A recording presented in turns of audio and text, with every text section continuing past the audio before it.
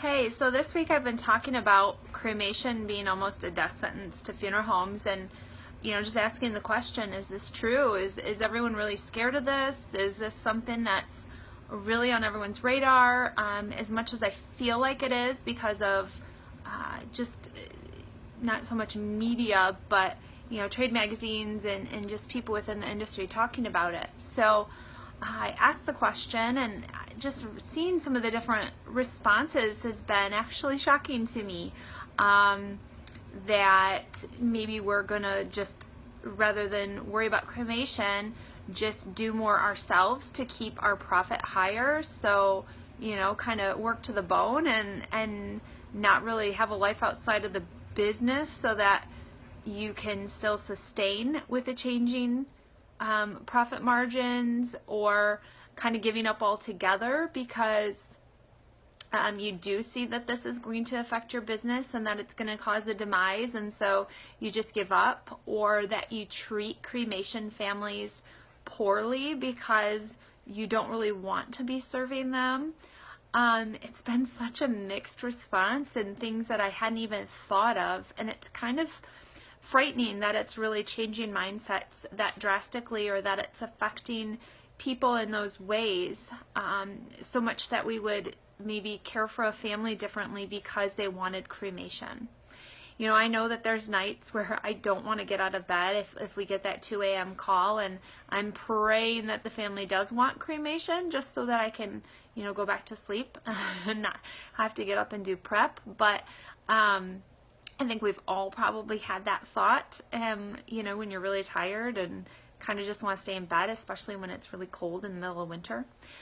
But I think for us to not want a cremation family because we don't want to take care of that family is so sad, that really is affecting us that much.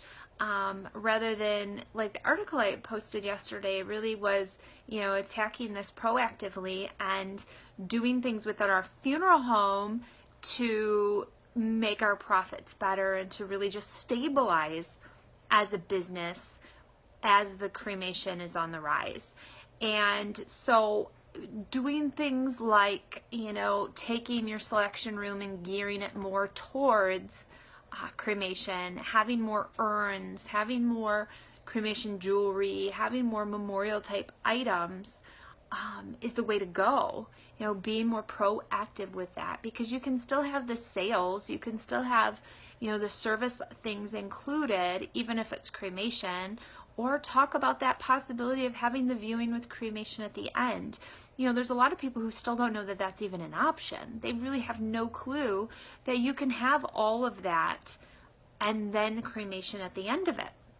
So being good at that discussion and being good at your conversation about cremation is such a key thing. I think another is also just being able to give more options to the family outside of your business, but that you can still be involved in. Like we've talked about, they can go to the crematory and have kind of a graveside service at the crematory, or you working that visitation and memorial service wherever they may have it, and being part of that discussion and keeping yourself in the picture is always good. But being scared of cremation just because it's a less bottom line on that contract is not the best way to approach it, and especially being angry or upset with families because of that. It's hard. It's their choice and it's what they want, so you can't be upset with them because that's where they're geared towards.